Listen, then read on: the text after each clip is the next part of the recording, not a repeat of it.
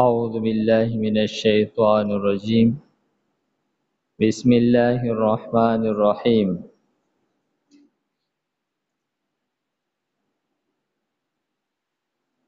قد خلت من قبلكم سنن فسيروا في الأرض فانظروا كيف كان عاقبة المكذبين.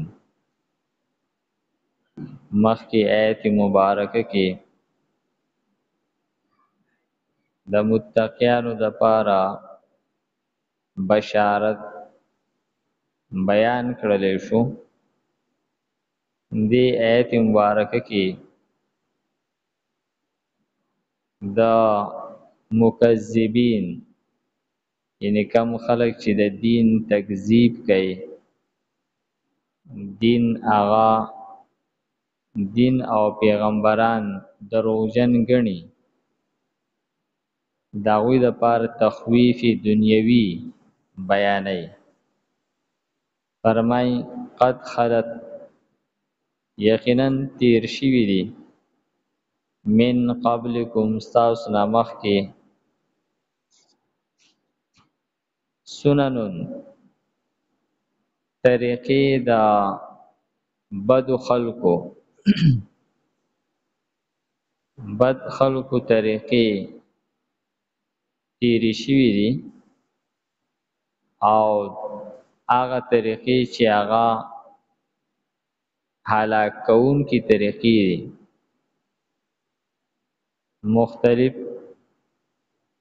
مذهبونه او مختلف رواجونه والا خلق تیر شوی دی چې داغو طریقې او رواجونه غلط وو. فسیرون وګرځئ فی الارض پزمکه کې، فانظرون وګورئ کیف کان عاقبت المکذبین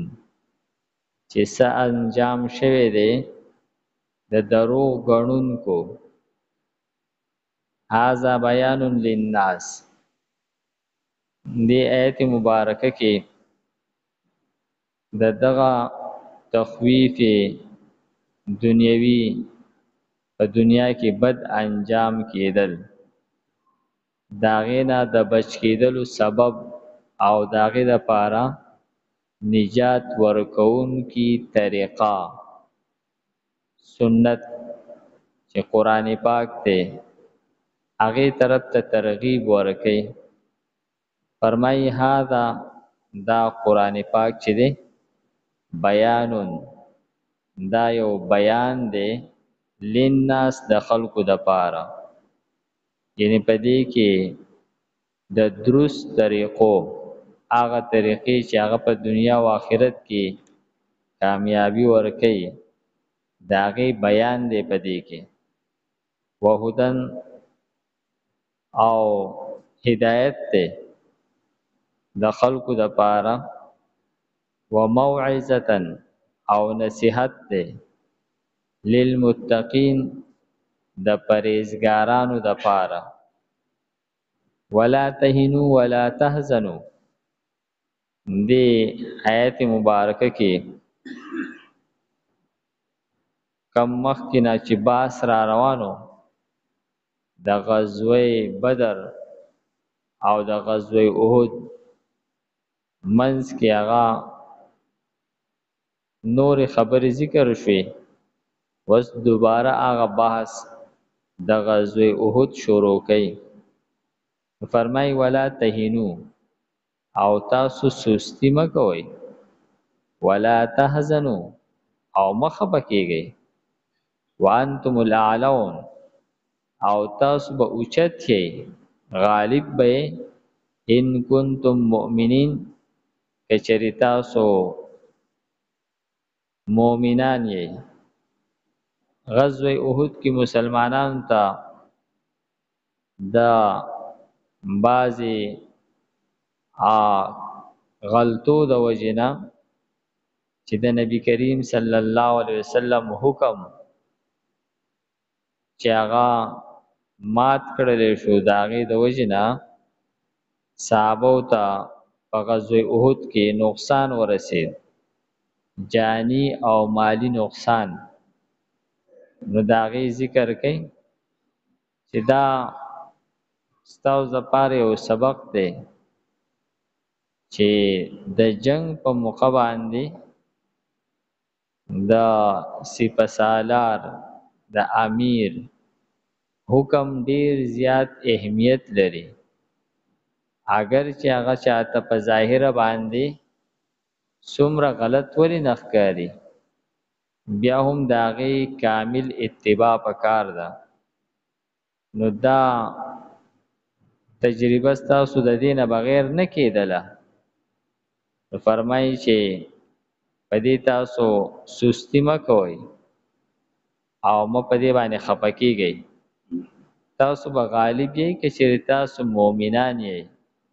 او د ایمان لحاظ ساتئ ان یمسسکم قرح که چېرې تاسو ته زخم رسېدلی دی فقد مس القوم قرح مثله تاسو ته زخم ورسېدو غزوه احد کې غزوه احد واقعه داسې وشوله چې نبی کریم صلی الله علیه وسلم په یو غونډۍ باندې په یو کنډو باندې 50 صحابه هغه مقرر کړل او هغه ته دا ویلې شو کوم جنگ وګټو او کومګه وبېلو تاسو برا کوزیږئ نه تاسو په دغه ځای باندې او چې کله جنگ شروع شولو نو مسلمانان ته الله تعالی غلبه ورکړله مشرکینو شکست وخوړو او وتښتېدل دغه وخت کې د هغو نه ډېر مال غنیمت پاتې شو د صحابه هغه راغونډو دغه 50 کسان چې وو نو هغوی دا خیال وکړو چې یاره دلته کې د ناستې مقصد خو دغه و جنگ کولو هغه جنگ ختم شو او مشرکین وتښتېدل زه چې لاړ شو چې د خپل ملګرو سره په مال غنیمت راغونډولو کې مدد وکړو دا هغوی چې کوم امیرو هغه دوی منع کړل چې نه تاسو مه ځئ لیکن بیا هم هغوی لاړل او 10 کسان یا 20 کسان پاتې شول او بیا مشرکینو دوباره حمله وکړله او دای د وجنه مسلمانانو ته بے حد نقصان